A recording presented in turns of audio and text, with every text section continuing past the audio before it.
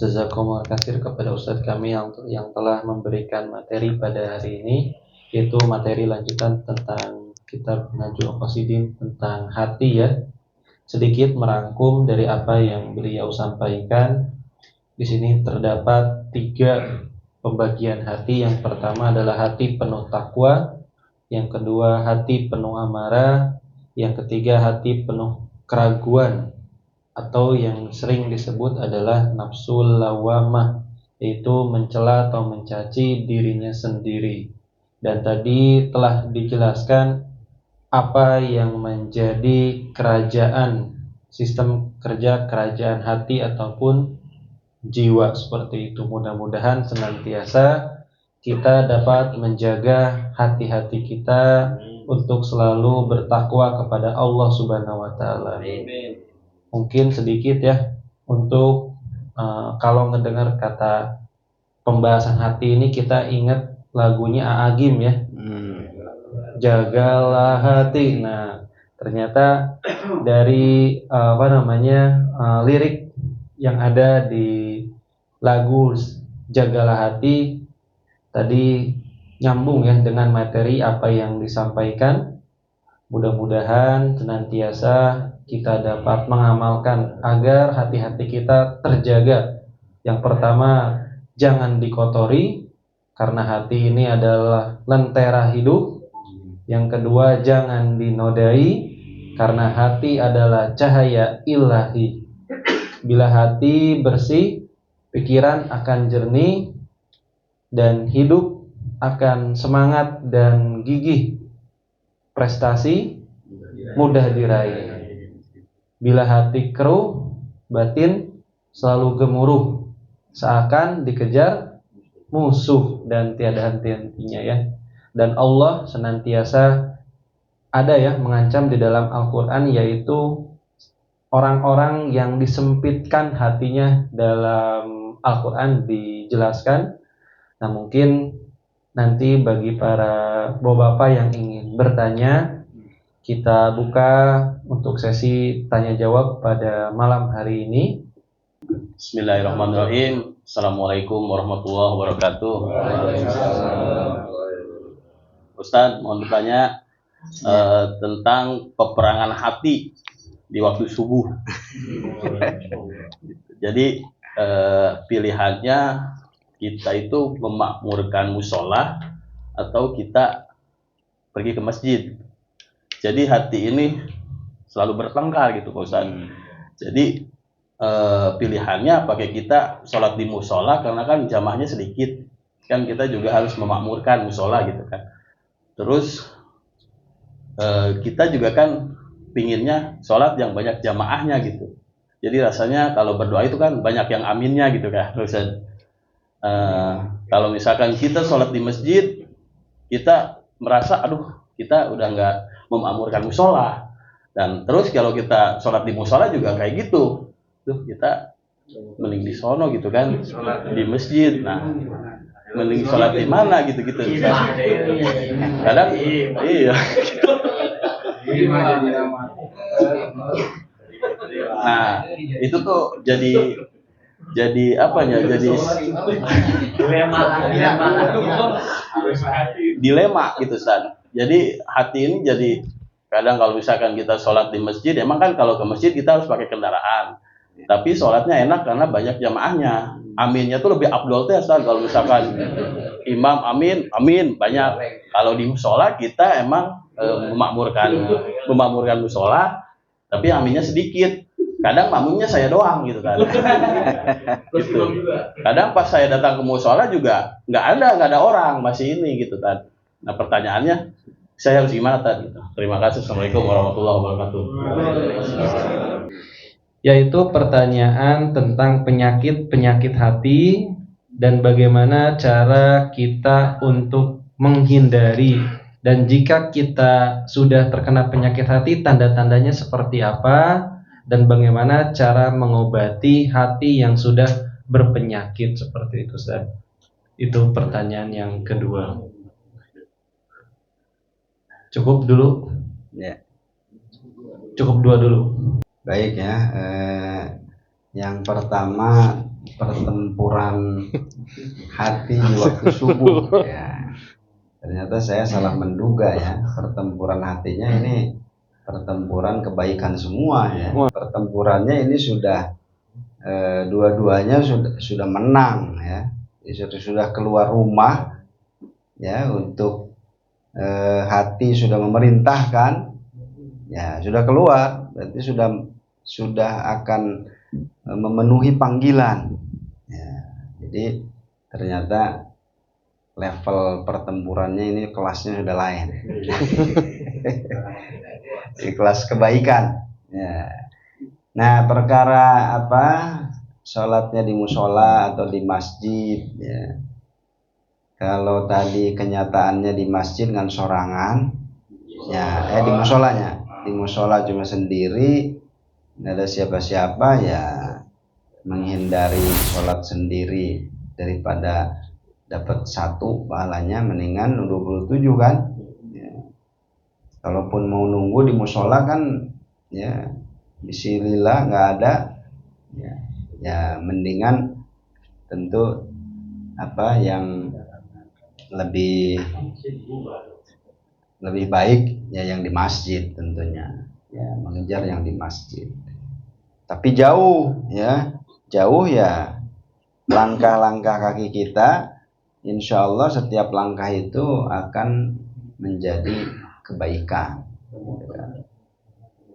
Pakai motor bannya, setiap putaran ban gitu ya.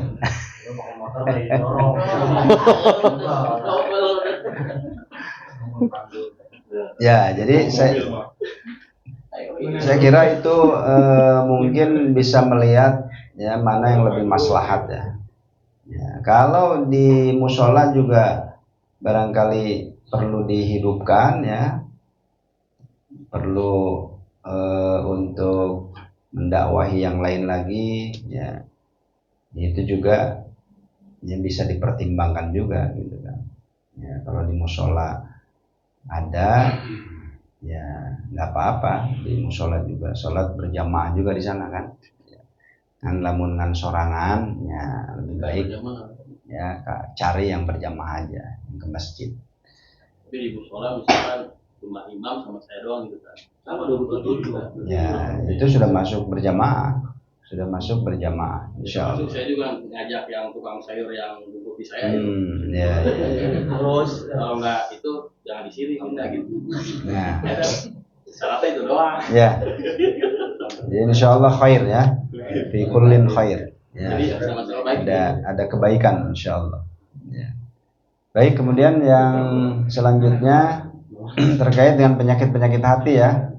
Nah, sebetulnya pada kesempatan yang lalu sudah ada sebagian dibahas.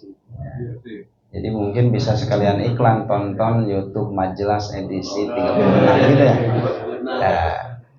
Ya, jadi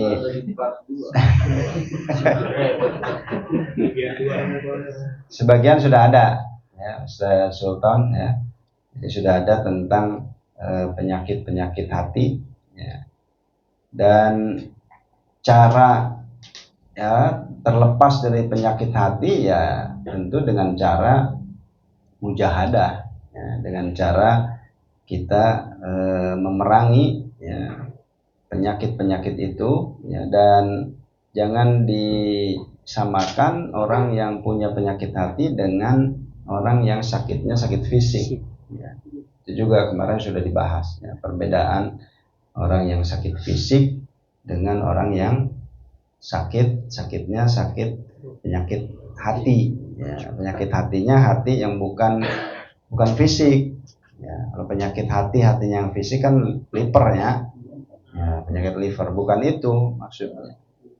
Nah, banyak perbedaannya ya. Orang yang berpenyakit hati kadang-kadang dia tidak sadar ya, dirinya sakit. Kalau orang yang sakitnya sakit jasmani ya, dia merasa sakit dan kemudian cepat-cepat berobat. Kalau yang penyakit hati ya, sudah tidak merasa, kalaupun kemudian ada yang mengingatkan ya tidak menerima juga ya, ada yang mengingatkan ya. Itu perbedaannya. Dan cara untuk menghilangkannya tentu ya dengan mujahadah. Ya, dengan mujahadah. Kalau bahasa di dalam tazkiyatun nafas itu ya riyadhah, ya latihan-latihan. Untuk menghilangkan sifat kikir itu ya dilawan dengan dermawan gitu. Jadi menghilangkan sifat kikir lawan dengan dermawan. Kalau cuma sekedar menghilangkan tapi tidak kita berusaha untuk menjadi dermawan, ya tidak akan ada gunanya gitu ya. Jadi dihilangkan dengan cara melakukan yang sebaliknya. Menghilangkan penyakit hasad ya. Hasad ini sebetulnya semua manusia itu punya potensi untuk hasad, karena sifat manusia itu ya egois kan ya, sifat dasar manusia. Semua manusia punya ego ya. Dan potensi hasad itu semua manusia punya potensi ya. Oleh karena itu di dalam Al-Quran, wa min syarri hasidin idza hasad, nggak cukup wa min syarri hasidin, dan dari kejahatan orang yang hasad. Seharusnya kan sudah cukup, segitu aja udah cukup. Dari kejahatan orang yang hasad. Tapi di dalam ayat itu ditambah idza hasad, apabila dia hasad. Nah, jadi maksudnya apa? Wa min syarri hasidin idza hasad, dari kejahatan orang yang hasad apabila dia hasad. Maksudnya adalah apabila hasadnya itu kemudian ya terungkap dalam kejahatan-kejahatan, baik itu kejahatan yang verbal maupun non-verbal ya, kejahatan lisan ataupun kejahatan yang lain. Jadi ketika seseorang hasad, kemudian hasadnya diungkapkan dalam ujaran lisan ya misalkan, nah itu berarti hasadnya sudah tercatat, dia hasad ya. Atau kemudian ya hasadnya itu dia ungkapkan dalam bentuk kejahatan yang lain, datang ke dukun kan. Nanti dalam surat itu kan ayat wa min syarri hasidin idza hasad itu sebelumnya wa min syarrin naffatsati fil uqad ya. Dan itu kejahatan di dalam surat Al-Falaq itu kejahatan yang saling terkait ya. Bedanya surat Al-Falaq dengan surat An-Nas itu, kalau surat An-Nas kejahatannya cuma satu, tapi minta perlindungannya diulang sampai 3. Qul a'udzu bi rabbin nas, malikin nas, ilahin nas. Katakan aku berlindung kepada Tuhan manusia, sembahan manusia, ilah manusia ya. Qul a'udzu bi rabbin nas, raja dulu ya. Qul a'udzu bi rabbin nas, katakan aku berlindung kepada Tuhan manusia, raja manusia, sembahan manusia. Ketiga. Tapi kejahatannya yang kita minta berlindung cuma satu, min syarril waswasil khannas. Itu saja. Dari kejahatan pembisik yang bersembunyi ya. Pembisik yang bersembunyi disebut yang bersembunyi karena dia datang dan pergi, seperti kemarin dijelaskan ya, setan itu datang dan pergi. Dia datang kalau manusia lalai ya, kalau manusia ingat kepada Allah dia pergi. Makanya disebut al-khannas, min syarril waswasil khannas, dari kejahatan pembisik yang bersembunyi. Alladzi yuwaswisu fi sudurin nas, yang membisikkan dalam dada manusia. Minal jinnati wan nas, dari golongan jin dan manusia. Kejahatannya satu ya. Tapi kalau surat Al-Falaq kejahatannya 4. Tapi yang disebutkan ya, yang dimintai perlindungannya disebutkan sekali saja. Qul a'udzu birabbil falaq, katakan aku berlindung kepada Tuhan pemilik waktu subuh. Cuma satu, langsung min syarril min syarri ma khalaq, dari kejahatan makhluknya, wa min syarri ghasikin idza waqab, dari kejahatan malam apabila gelap gulita, wa min syarrin naffatsati fil 'uqad, dari kejahatan penyihir-penyihir. Ya, ada yang mengartikan wanita-wanita penyihir, ada juga yang ya wa min syarrin naffatsati fil 'uqad, yang menghembuskan pada buhul-buhul. Dan yang terakhir wa min syarri hasidin idza hasad, dari kejahatan yang hasad apabila dia hasad. Nah, jadi dilihat dari bahayanya, memang ya bahaya yang sana, min syarril waswasil khannas, satu. Ya, tapi yang dimintainnya itu sampai disebutkan 3 kali. Ya, untuk apa? Untuk supaya meyakinkan bahwa kita berlindung kepada zat yang pas, kita minta perlindungan hanya kepada Allah. Kita minta perlindungan dari kejahatan ini. Ya, dan ini adalah ya sumber kejahatan, ya provokatornya ini. Semua yang ada di surat Al-Falaq, kejahatan-kejahatan yang ada di surat Al-Falaq itu dari mana? Dari min syarril waswasil khannas, dari sini sumbernya. Gitu. Ya. Nah, yang 4 di surat Al-Falaq itu saling berkaitan. Ya, kejahatan makhluknya, kejahatan malam apabila gelap gulita. Ya. Jadi waktu malam itu memang malam semakin larut, ya, semakin banyak kejahatan-kejahatan yang dilakukan. Walaupun malam itu bagi hamba-hamba Allah yang taat itu menjadi malam yang syahdu, ya, untuk beribadah kepada Allah. Tapi kalau tidak diisi dengan ibadah, maka malam itu akan menjadi malam yang sebaliknya, ya, penuh dengan kejahatan. Kan malam identik dengan yang nggak benar, yang nggak baik gitu kan. Ya, nggak ada yang mau dinisbatkan kepada malam. Wanita malam, nggak mau disebut wanita malam. Ya. Jadi kalau ditambah malam itu, ya, binatang malam, kelab malam, kan sudah beda. Ngobrol kayak ya. Begal juga malam. Iya. Kita ngobrol. Tapi ngobrol kalau ditambah malam rada ya beda oke. Obrolan malam. Ya, kayaknya beda gitu. Ya, kadang-kadang seperti itu. Jadi malam semakin gelap gulita, semakin larut malam, ya kejahatan itu ya semakin banyak. Ya, kejahatan-kejahatan dilakukan malam. Kemudian kejahatan yang berikutnya, wa min syarrin naffatsati fil 'uqad, penyihir-penyihir, kapan dilakukannya? Malam hari juga. Ayo lo dukun beroperasi siang hari. Enggak ada siang hari, pagi hari. Beroperasinya kapan? Malam. Ya.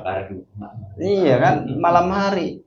Biasanya kalau divisualisasikan, mun aya dukun tinggal ditambahan suara anjing menggonggong gitu kan.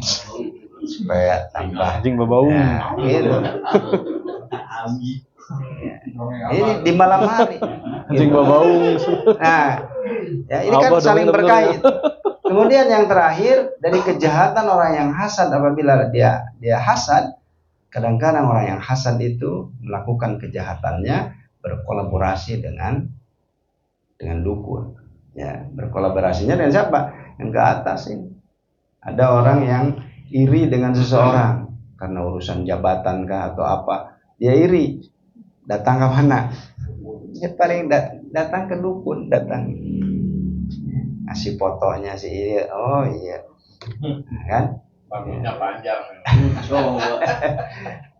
Jadi saling terkait kejahatan itu. Tadi saya ingin menekankan tadi, jadi pada dasarnya semua manusia itu punya potensi hasad. Ayah seetik-seetik mah hasad kan? Ya, iri kepada orang, Tapi selama irinya itu hanya terpendam di dalam hati, tidak kemudian keluar dalam bentuk kejahatan, apakah itu kejahatan lisan atau kejahatan tangan, ya, atau kejahatan yang lainnya, maka selama itu hasadnya itu insya Allah ya masih insya Allah nanti dosa lah. Walaupun ya itu jangan dipelihara, ya, walaupun jangan dipelihara, ya harus istighfar, ya harus diusir. Bagaimana cara mengusirnya? Ketika kita hasad, kita iri kepada seseorang, tapi irinya masih tersimpan di dalam hati, hasadnya belum terungkapkan dalam lisan, misalkan tidak jadi kejahatan lisan, belum juga ya diwujudkan pada kejahatan tangan dan lainnya, kan? Namun babaturan boga mobil, iri, sirik, kempesan, bana itu sudah terwujud dalam perbuatan, gitu kan? Nah, ini belum terwujud di dalam perbuatan itu. Insya Allah itu belum jadi dosa, ya belum. Tetapi tetap itu kotoran hati, ya, yang bisa membuat hati menjadi rusak, menjadi berpenyakit, dan itu harus dihilangkan. Cara menghilangkannya bagaimana? Cara menghilangkannya adalah melawan, ya, yang sebaliknya. Ya, jadi lamun cek kata syahwat, kata nafsu, kalau kita iri kepada seseorang, ya, dia mendapatkan katakanlah mendapatkan apa? Mendapatkan ya nikmat, ya jabatannya naik, cek hati lah kudu selamat antep bae, cek hati. Nah, ya, kata nafsu. Maka kalau kita ingin menghilangkan hasad tersebut harus apa? Harus melakukan yang sebaliknya. Harus melakukan yang sebaliknya. Dititah ulah salaman, tapi kita salaman. Gitu. Mengucapkan selamat. Itu cara mengusirnya. Dengan melakukan yang sebaliknya, yang dibisikkan, ya, oleh nafsu. Seperti itu, ya. Jadi ya lisan berat untuk memujinya, lakukan yang sebaliknya, gitu ya. Ya sampaikan, ya kita memujinya bukan berarti memuji dalam arti memuji yang mujamalah dan lain sebagainya, tapi itu dalam rangka apa? Dalam rangka membunuh, ya, mengusir hasad yang ada di dalam diri kita. Keun we nafsu teh sing nepikeun ka naon nya. Makin kesel itu kan, dalam hati ini makin biarin gitu. Dia semakin sakit, gitu. Tapi kita melakukan yang sebaliknya. Nah, begitulah caranya untuk menghilangkannya. Demikian juga tadi kikir, ya. Kikir, ya, kalau nggak mau memberi, lawan, gitu. Lawan dengan dermawan, gitu. Kalau selama kita tidak melakukan yang sebaliknya, ya kita tidak akan bisa mengusir, ya, keburukan-keburukan, penyakit-penyakit yang ada di dalam hati itu, gitu. Yang sombong, ya, kita berusaha untuk, ya, melakukan yang sebaliknya, ya. Ya, misalkan kadang ada orang yang berusaha untuk melakukan hal-hal yang pekerjaan-pekerjaan yang hina, pekerjaan-pekerjaan rendah dalam rangka untuk menundukkan kesombongan yang ada di dalam hatinya, di dalam dirinya. Ya, jabatannya direktur, misalkan, ya, dia merasa dirinya dipenuhi dengan kesombongan, maka lakukan hal-hal yang kecil, ya, hal-hal yang biasanya dilakukan oleh OB, gitu kan. Kita melakukan dalam rangka apa itu? Dalam rangka menunjukkan kesombongan yang ada dalam diri kita, gitu. Itu diantaranya seperti itu, ya.